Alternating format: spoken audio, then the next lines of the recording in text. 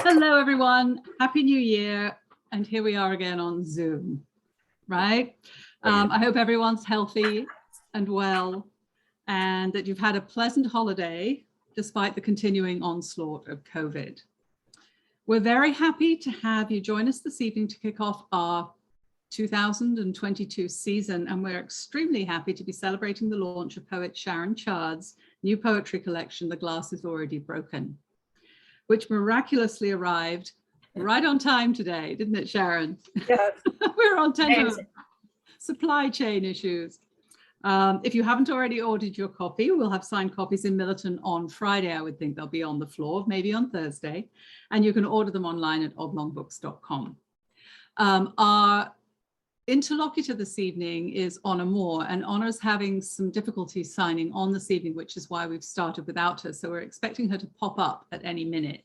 And when she does, we'll invite her onto the screen. But in the meantime, let me introduce Sharon.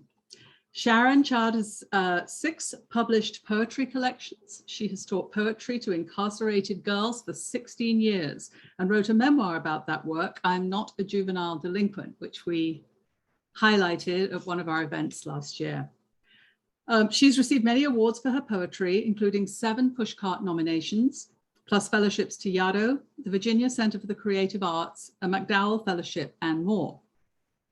Joining Sharon this evening, we hope, is Honor Moore. Oh, please, please. And I'm just going to have a quick look now to see if she's managed to get on.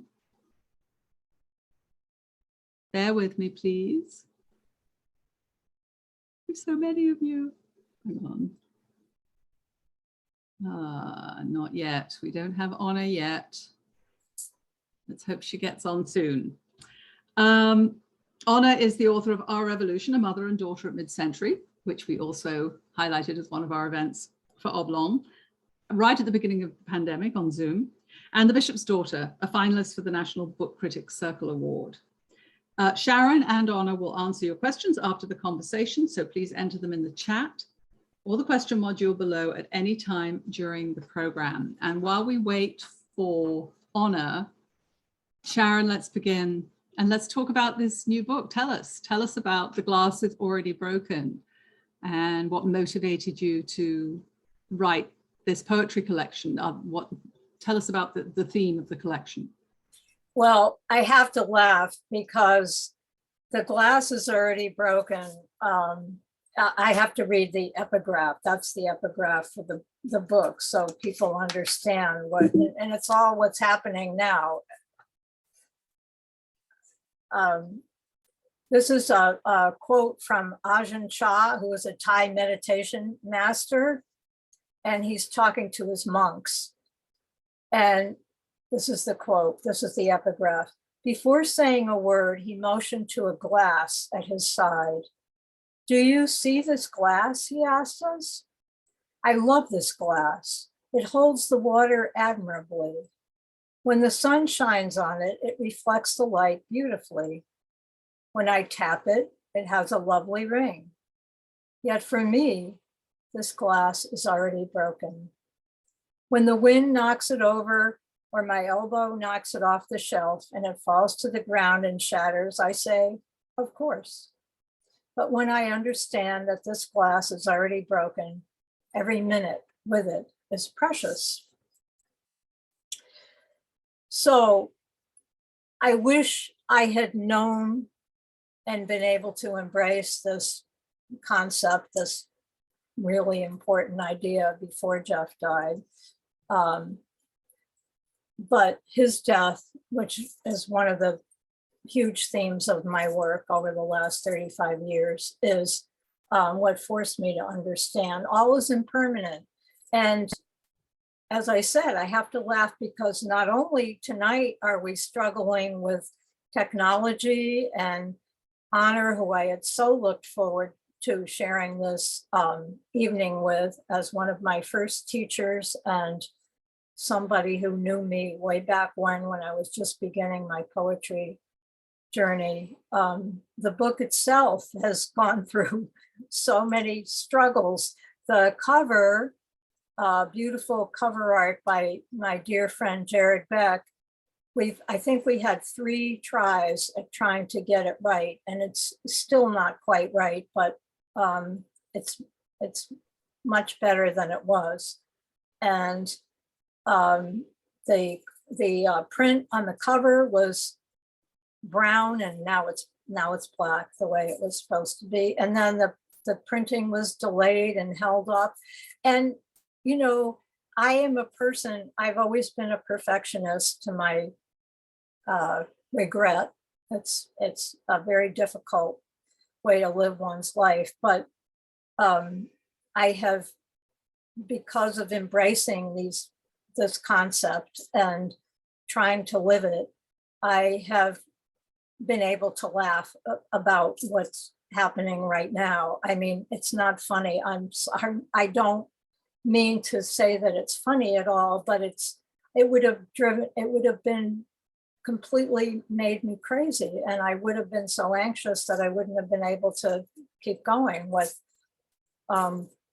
maybe having to be the only person talking tonight and being so disappointed that Honor isn't able to join me and ask me some of the questions that would have helped me to talk about the book. So I'm just going to keep going, and I'm going to, because the present is what we have. That's the whole point, right? I mean, the glass is already broken. It's a beautiful glass, and here we are with holding it and holding the moment. And this, I'm incredibly grateful to Oblong, a bookstore I'd been involved with for, I don't even know, over 40 years, right? And yes, long time. And our local wonderful bookstore, and Honor Moore, who I have known for probably 35 years too. So, but here I am all by myself. Honor is still, she's just trying to get on. Okay. She's still having a go. So Okay. are you, Sharon, would you like to read a poem to us from the collection? Sure. I guess I will start. I think I don't know who's with us tonight, but I know a lot of people I know and love are here, and they have heard some of my poems. Honor is here. Honor is here. Yay! Now, promote to panelist. The glass is glued together. It is. Will we see her? There she is. Yay. Oh, so sorry, everybody. This was Honor, sorry for you that you had so much trouble. Gosh. I'm going to leave you for the moment and let you to continue. okay. Hi. Hi. All right. You were going to start. You were about to start to read. Well, I was talking about the epigraph of the book and how the glass, I don't know if you heard me, the glass is already broken. And, you know, it's kind of what's happened with the book, what's happened tonight, and how I used to be so crazy about not being able to accept that. And now, you know. And you've surrendered. I've surrendered. Yes, I've surrendered. And it's a huge change in my life. And Jeffrey's death and all it has given me in terms of breaking apart and being broken open has been the beginning of that journey. So I guess unless you want to ask me something, I was going to start with reading a couple of poems about him. Well, I had a little anecdote I wanted to tell. Go for it. Back in the misty eons of time when I lived in Kent, Connecticut, about, I guess, 35 years ago. Now I would have said, oh, somebody emailed me, but we didn't have email. So I think I got a telephone call from someone named Sharon Charde, who said she was interested in studying with me, writing poems. And then she turned up in my door wearing a trench coat, a fabulously Parisian chic trench coat, and I think a blue and white either t-shirt or dress. Anyway, she looked very Lakeville and, you know, sort of fabulous. And she said, I want to write poems. And I said, oh, you know, and then she told me the story of Jeff's dying, the terrible accident. And I don't remember exactly how long we worked together. It felt like a very long time, but I think it was just a few months. But it was very intense because what it was this poet, this sort of baby bird of a poet exploding out of a shell. Except that she wasn't a baby bird. She was a grown-up woman, and she was handling this degree of feeling that should have been impossible. But instead she turned to poems, and a very dramatic becoming a poet, but it was kind of instant. So maybe you want to read. Oh, I remember who I was then.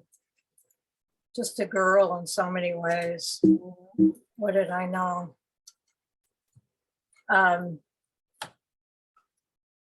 Thank you, Honor. I think a few of the poems I wrote and had a workshop that I was involved with for a couple of times, I think, are in my first collection, Branch in His Hand. I'm sure they are. Yeah. Shadow, and you were a great teacher, really, really good. And hopefully I've absorbed some of those lessons. Shadow, it's the first poem in the book. That white splash of graffiti on golden stone from the bus down to Via del Corso that morning.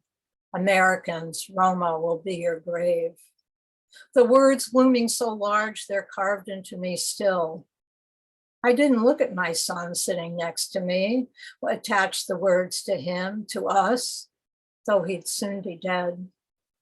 I think we were headed to see that Caravaggio he loved. It was one of those churches so dark you put coins in a little slot for 2 minutes of light. Americans, Roma will be your grave. I wondered if it was the tourists they hated so, us with our necks-long cameras and credit cards, white sneakers and too tight shorts. He tried so hard to blend in that when the paparazzi found him by the Tiber dead that morning, they thought he was Italian. The inside of the leather jacket he bought in Florence filled with blood from his phone. Was that painting The Crowning with Thorns? The Martyrdom of St. Matthew, the fortune teller? Caravaggio was a realist. He knew how to shift the light to dark with little in between.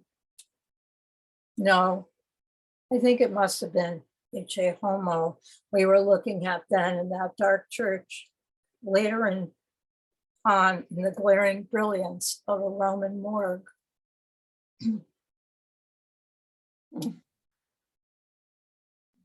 Anaphora, plunging with you through the thick Roman air every night for a year, falling into the story, a stampede racing to earth, each syllable uncoiled, our bodies left for the night to rip into, ragged with breathing.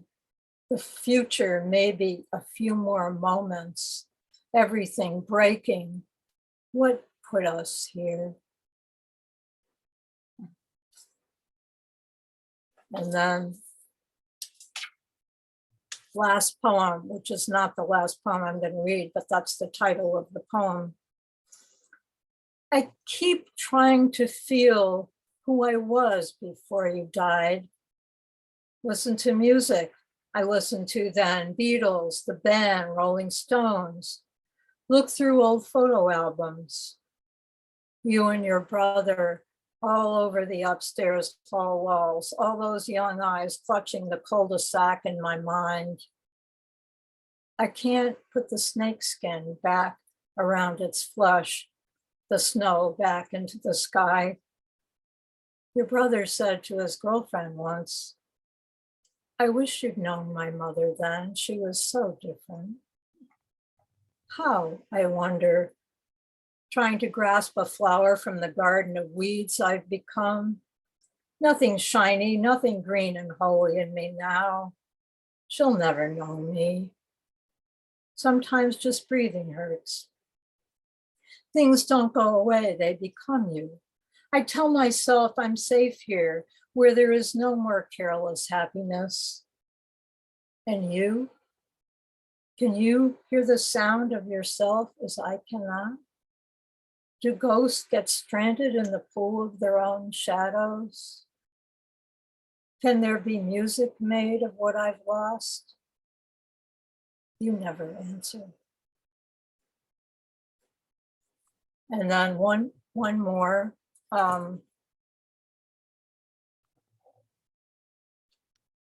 Struggling to find it, of course. The person in this poem who I referenced, I want to say is the artist and sculptor, well, you can't see it, the color, who did the cover art for this book. And he's an absolutely wonderful human being and greatly talented person who I dearly love.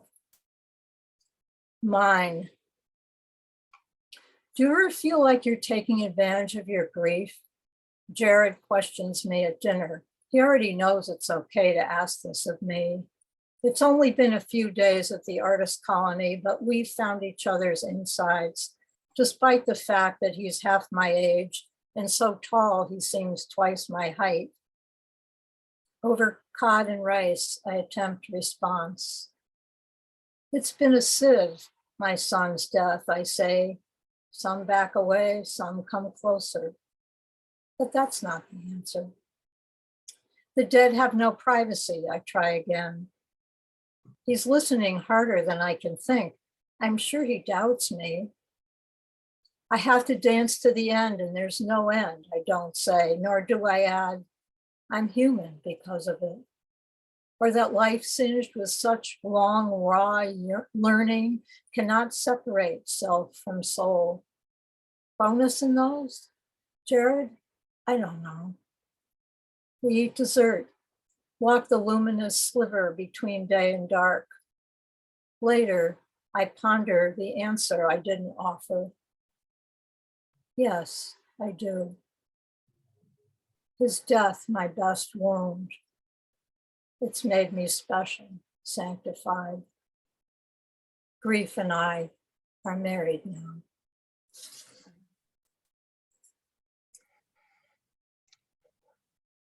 That's sort of an amazing and horrifying, terrifying line. Grief and I are married now. And also the idea of, I don't know, somehow the way you've placed paparazzi in that earlier poem, the I think shadow poem, they really are like vultures. Somehow the way you've placed it in the poem, they really come off as vultures. And the other thing that really, Good. what? Good, they were. The other thing that strikes me thinking back to those early poems is how very good you've become, or powerful you've become at finding language for what you can't find language for. And what I remember from the early days is this kind of fury that you had, that you couldn't find language for it, which strikes me that perhaps that's part of the process of grieving through writing, is the fury at not being able to find language, and then somehow the solace when one can find language. So yes, you're married to grief now, but you're also married to your poet self, which is a kind of companion that you didn't have before you started writing. And Peter Sachs talks about how the process, who's written a book called The English Elegy, talks about the elegy as a process of replacement, that the grieving elegist creates something that attempts to replace the person who's been lost. And I think that's, that's part of the power of elegy. That's so right on. So I'm interested that you said I'm married to grief now. I'm sort of, I know it's sort of going out of the order that we had, but you've been married for a very long time. I believe there's a poem in the book called 50th Anniversary Poem. And one of the things that strikes me about your work is the power of a happy marriage as a subject for poetry. And I know that happy, I don't use it in a flattened out way. I use it in a deep and inclusive way of wholeness. It feels like a whole, what you write about is the process of how a long marriage can be a wholeness. I wondered if you wanted to maybe respond and then read some of those poems. I guess when you say happy, I think of real. Right. Yeah, it's 57 plus years now. Wow. Which is a really long time, and plus 3 years prior to that. So we're going on 60 years together as a couple. I think the first poem I would read about that is when we just got married.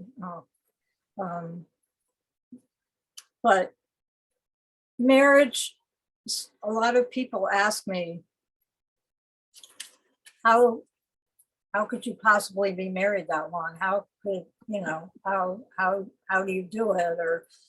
And my response, as well as my husband, when he gets asked that question, is many divorces and remarriages, because I guess, marriage is a very interesting way to live.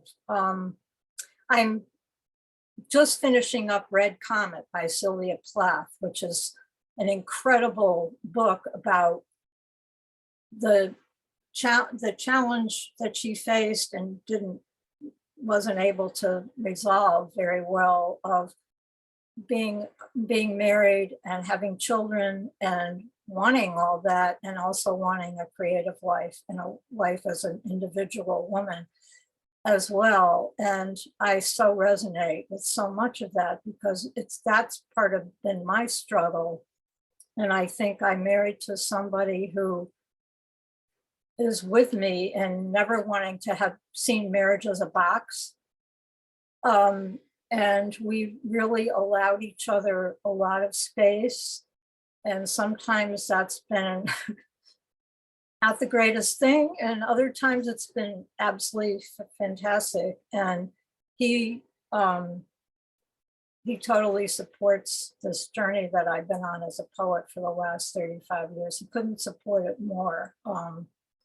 And I'm so grateful to have him in my life. Not that we don't wrangle and bicker and struggle, but it's a negotiation. Every day is a negotiation to still be together. So he's listening tonight, so I hope he knows how much I love him and appreciate him. Vessel. I remember when the gifts started to come in, Fluted white Lenox cake plates, cut glass bowls, a set of demi-tasse cups from Tiffany's. All I could think about was fucking you as they fitted my Priscilla of Boston pot de soie, fucking you all the time instead of just on weekends. We'd lie in bed for hours, I thought, adjusting my lace mantilla for the alteration check. My feet pinched in the satin pumps, so I kicked them off, imagining stripping for you nightly, falling into our brand new double bed with the field crest sheets, the green and blue fringed paisley bedspread. Our bed, not your parents' living room couch, or the mattress that sprang from the wall in your apartment on Baltimore Avenue. You were in my limbic system. The juice rose every time I saw you in those khakis, that blue shirt. Putting my happiness into the hands of a man made me feel so light, like I was an empty vase or suitcase or pot. All possibility. The baby came so fast to fill it, barely past my ecstatic moans. You're shuddering.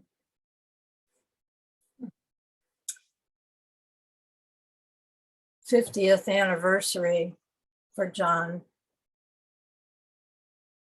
Let's imagine I have more to write about than a dead son. When you say I am beautiful, I look back to see who is there. Their eyes stay kind. I am who my girlhood prayed for, slim legs and hips. I have you. What should a woman's prayers be? Let's imagine they were answered. It's only us, all these years into it, two trying to become themselves. Let's imagine our bed, a little church, praying those prayers. And then I'll read The Glass is Already Broken, title poem. You want us to sit out in the rain. I want to come in. Laughing, I say, now you would fall in love with someone who is willing to get wet with you. Would she be the black-haired desk clerk in Santa Pao, the cute waitress at Manadoo, a friend of our son's? No, you're not one of those men who marry the young. Besides, you'd never leave me, you're quotidian fuse. I didn't belong to my life before I met you. Then I belonged to yours. Nietzsche says the body is a big sagacity. Mine knows our long song, our wrong notes, democracy of blame, ordinary grace. My need to draw lines. Last night, when you wanted to drive, I felt our clamped knot tighten. As you packed the car with the things that would take me away from you, sweaters enough for 2 weeks, bags of books and pens, I wondered when the real leaving would happen. You tell me you'll die before me, you're sure of it. We leave so we can stay. We stay so we can leave. When it pours, and we are both without the choice.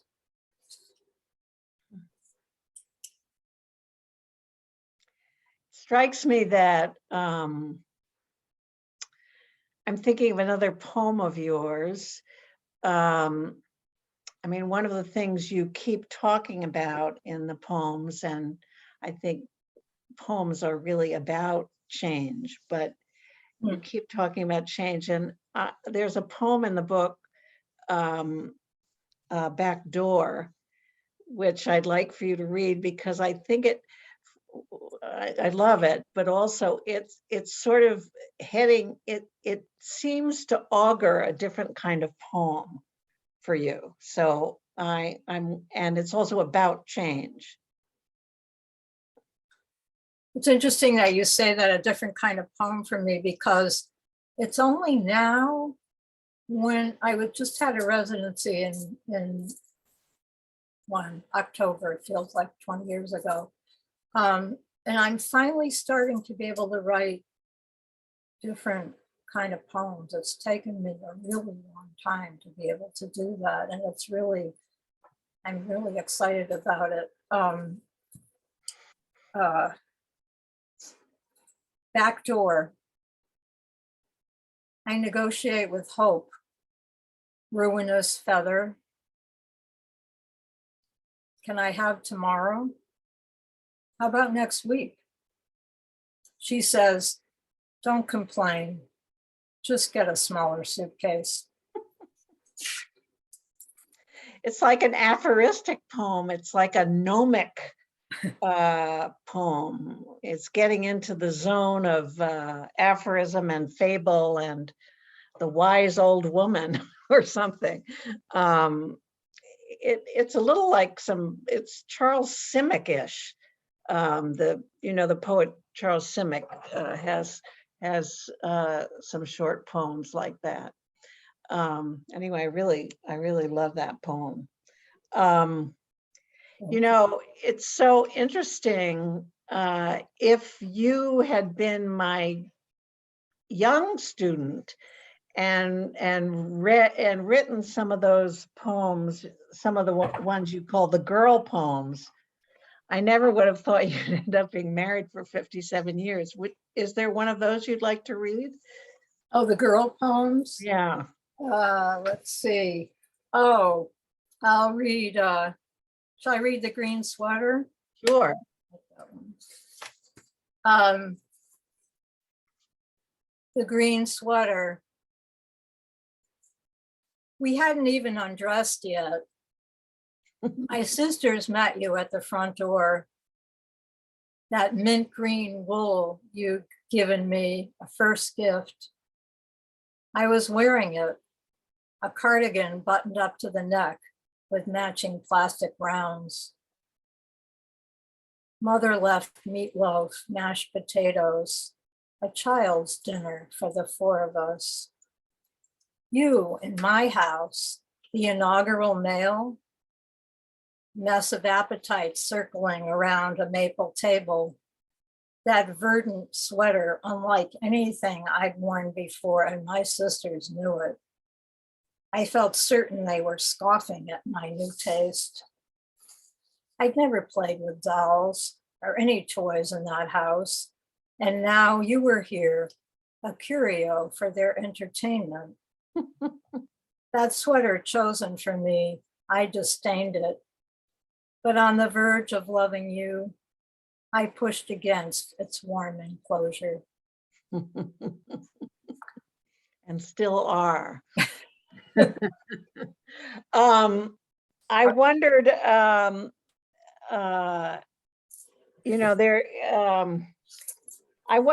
you had a couple more poems that you wanted to read. So I'm wondering if you wanted to do that, and then we can go in a little more into conversation and then open it up. How's that? Well, okay, there was something I really did want to talk about. Well, we're not done talking. Okay, good. So let's see. I wanted to read Holy. Okay. And another poem I really like, and This Morning. Okay. Holy. It has an epigraph, a line from Brenda Shaughnessy, who is a poet I greatly admire. She's a genius poet, and I love her work and have been really inspired by it. I don't want to be a tough girl. Don't want to leap into that swimming hole in which I almost always drown. Nope. No more trampling keep out signs, turning up the heat. I'm done with courage. I'm no damn PA to marry. I was a bad mother. I smoked, complained. I didn't sit in the circle with the other mothers. My son took all their kids' toys. So what, I thought, and read my book. I thought love was simple. Lace underwear, saying yes to a man, reading The Little Engine That Could 200 times. None of it was mine. All those candles I lit, tough luck, girl. Her son got resurrected. Mine's bones in a box in the ground.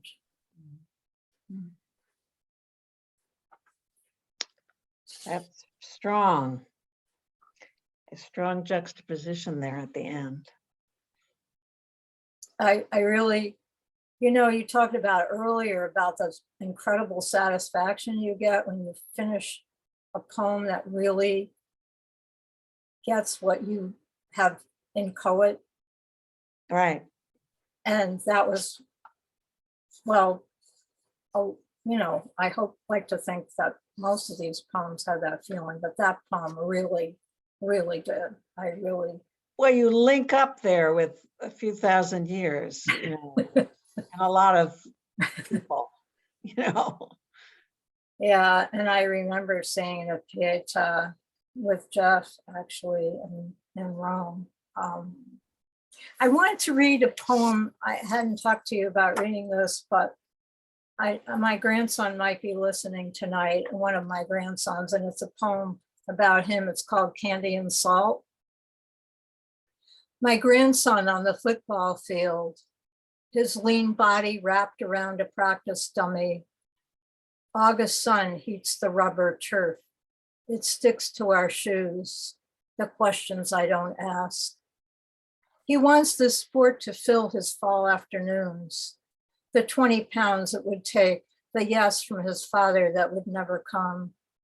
Already he is so good at everything else. Still he wants more, and so do I. How to hold hopelessness and hope together, to stitch their tangle. Candy and salt, silence under the noise, to know the difference, but still keep walking into the woods. He's a boy. Too soon for him to see this helpless geometry is all you get. To know both, to know nothing. Kind of a beautiful story. To know both, to know nothing. I just read that to him when we were up there visiting. Who knows what? Well, he probably knows what candy and salt. Well, he's 23, so Right. he knows. I think he knows. Yeah. And this morning, which is a poem that really sort of finishes, well, it's not, in thinking about where I've been, where I was, and where I am now, it's a poem that is closer to describing where I am now, some of the time anyway.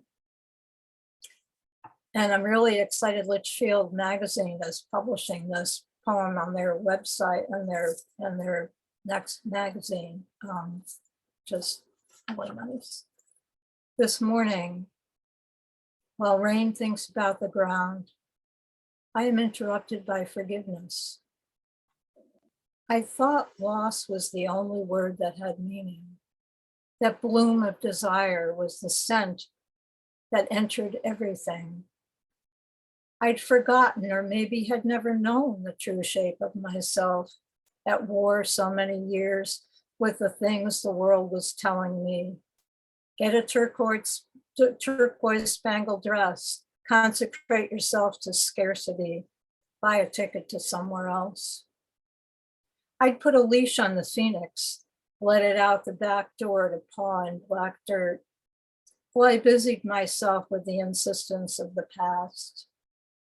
I thought there was no exoneration from that sorrow.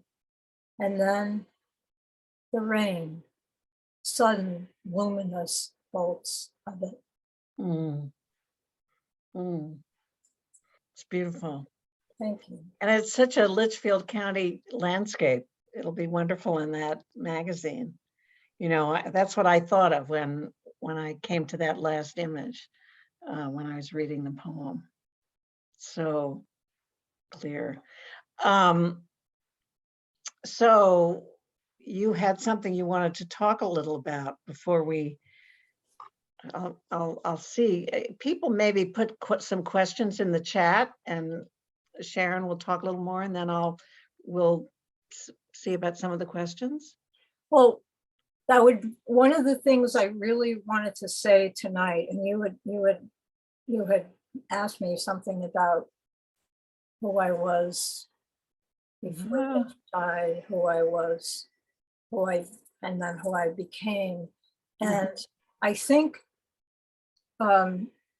before Jeff died, one of the things that is really important that I really want to put out tonight is I had a relationship with both of my children. I have two sons. I still say I have two sons. I do have two sons. And it never occurred to me that I wouldn't continue to have two sons. And I had a balance in that relationship. They were both precious to me. And then Jeff died. And what happens, I think it happens to a lot of people, but when, especially when a child dies, he took over my emotions. He hijacked my life, or he didn't do it. That's what happened. And I lionized him it's very easy to write about death. It's much harder to write about life. I shouldn't say it's easy to write about death, but it's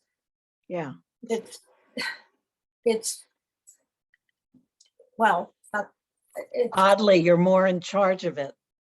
And you're not revealing anything about a person that's already living. Whereas, when I write about people who are living, like my husband, who's fine with anything I write about him, but my other son, I feel it's very invasive to write about him. But my living son, my surviving son, but I was sort of buried in complicated, what was called, I found out later, complicated grief. I was clinging to Jeff and to my grief, and that's really all I could think about and feel. And I knew that wasn't a good place to be, but I didn't know how to be any other place. And so it took many things. One of the things was having, my son Matthew marry and have a family and have grandchildren who I adore, and also working with the girls at Touchdown, the delinquent girls who got me completely out of myself and who saved me really in so many ways. And those of you who have read that book know that story. So I feel that I've been through what a friend wrote me recently about the book, A Refining Fire of Suffering, that, leaves a molten core. And maybe I'm hopefully at the place where I'm the molten core and have achieved a certain degree of knowing I'm not the center of the universe. I'm really? I'm just a small part of it, and things will pass, both good and bad, and that I get letting go. Letting go is letting things be. It's like that forgiveness poem that I just read. It's clinging. Grief doesn't end. It doesn't fall into neat boxes. It comes in waves. It hit me tonight, and it's hitting me tonight as I'm reading these poems. I feel it's very fresh for me. So anyway, that's a lot of scattered thoughts. Well, we have an interesting question that's sort of a little related to this. Okay. Someone is asking, saying, well, you spoke about being a girl, and she says, when was it that you felt you became a woman? That's a great question. That's a great question. I think she thinks, was it when you started writing poetry, or when you found the language to express your grief? Yeah, she just wants to know. Well, I think it's been a process. Mhm. I think growing up in my generation, I'm 79 years old. We were uh, we were infantilized. Women were infantilized. And in my family, that was even more the case. And in the Catholic Church was even more the case. Having a self was not looked upon as by the Catholic Church as a good thing. Self is the last, lowest, and least. God is, what it's all about. And then to be a religious, nun or priest was the next best thing. To be married, but to think about yourself, and so I had a lot to overcome. And then getting married so young without having a strong sense of individuation, I guess I would say, a psychological term. It's been an incredible struggle to grow into being a full woman. And I would say it's been just in the last, maybe in my 70s, that I really felt I am a woman. I am a woman. That I felt it myself. Maybe other people would have, seen it differently, but it's a really good question, and I'll think about it more. But I feel like I've had to jump through so many hoops, and so. Well, our next question, it's interesting. I may even take issue with the terms of the question, which is, how do you think a poet moves from using poetry as therapy to process grief, trauma, or, for example, to poetry that speaks to others or has some purpose? So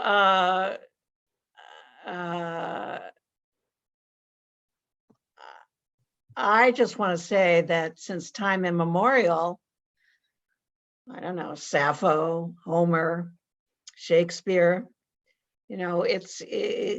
process is a kind of degrading word, has become a kind of degraded word in our culture. And I prefer like the idea of alchemy. It's not that we process our grief, it's that we turn it into something else. And in that process, it becomes available to others. What do you think, Sharon? Yeah, first of all, I want to react to that idea of therapy, poetry as therapy, because I don't think I hope my poetry is not therapy. I think writing poetry can be very therapeutic. Writing can be very therapeutic, but I think writing a poem is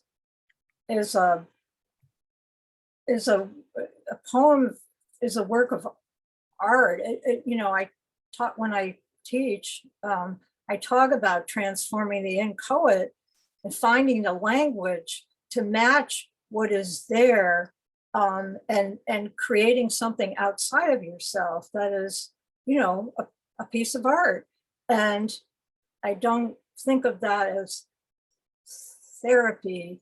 But I will say that what happened to me was, of course, when I started writing poetry, I wasn't very good at it. And I knew that I had to be better, which is why I sought out many teachers and workshops. And, I read poetry all the time. And that's the way because I wanted to be skillful at this. I wanted to become skillful. And therapy poetry, a lot of times it's like reading somebody's journal. I mean, you have to craft something. You craft the feelings that you might find in a journal into something. Well, and there are all kinds of techniques that we use. You decide where to break a line. You decide how long lines are going to be. You decide what word you're going to use for this, what word you're going to use for that. You decide how it's going to sound. I mean, it's really, you're making something. I mean, the word poem comes from a word that means make. And so we make something of our grief, we make something of our joy, we make something of our anguish. That's what Transform it.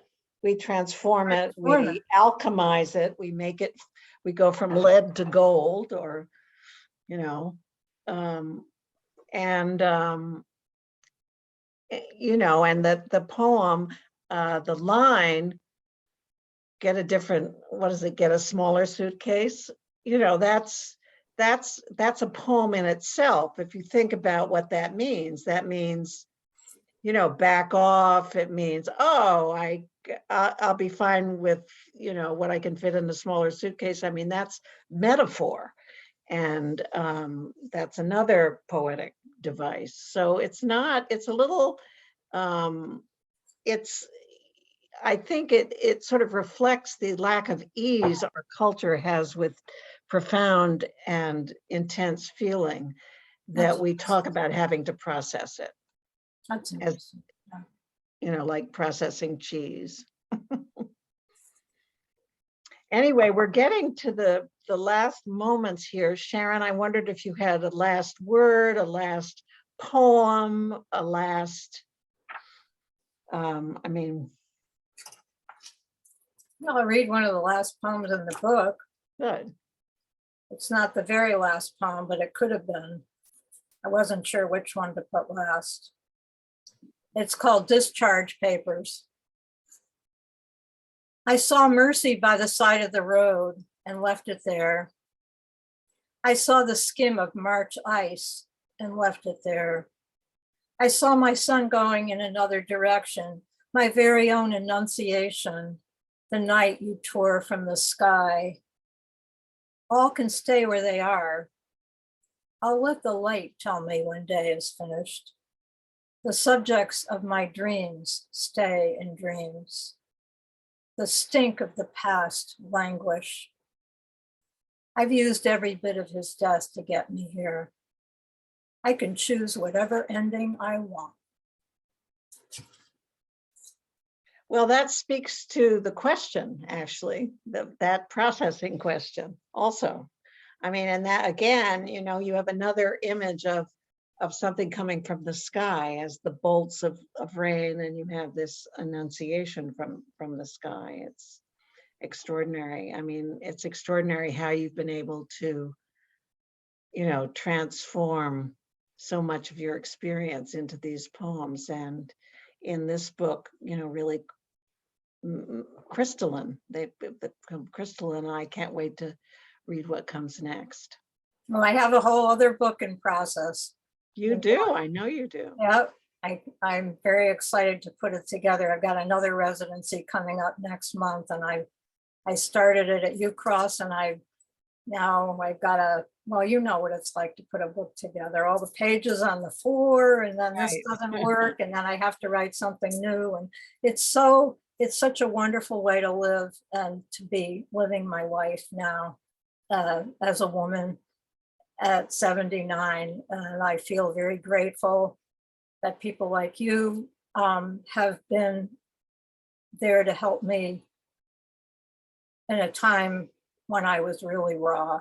And I feel like I've come to a very different place, and I'm very grateful for that. And thank you. Namaste. Thank you, Helen, for hosting us, and thank you, everybody. I have no idea who's here, but there's a lot of people. I think you'll recognize a lot of names. If you click on the participants at the bottom of your screen, Sharon, you might be able to see everybody, but everybody's here, and I'd like to thank you all for coming. Sharon, the poems were exquisite. Thank you so much for sharing them with us, and I can't wait to read more. Anna, I'm so glad you were able to join us eventually. Oh, I'm so sorry if I was a little, you know, I was so frustrated. Understandably frustrated, and I'm sorry you had trouble, but I'm so glad you made it. And we look forward to your next book. And Sharon, we look forward to yours. Again, a reminder to everyone, if you've not already ordered your copy, we have plenty of signed copies on hand. You can order it online at oblongbooks.com. You can pick it up curbside. We'll ship it to you, or we'll have copies in the store at the end of this week. And thank you again for coming. It was a wonderful way to kick off 2022 for our author series, and I wish you all success with the book. Thank you all. Good night. Be well. And Good night. stay safe. Thank you. Thanks so Bye-bye. much to all you wonderful people who have supported me through all these years, who are here. I'm so grateful to everyone. Namaste. Good night, everyone. Good night. Good night.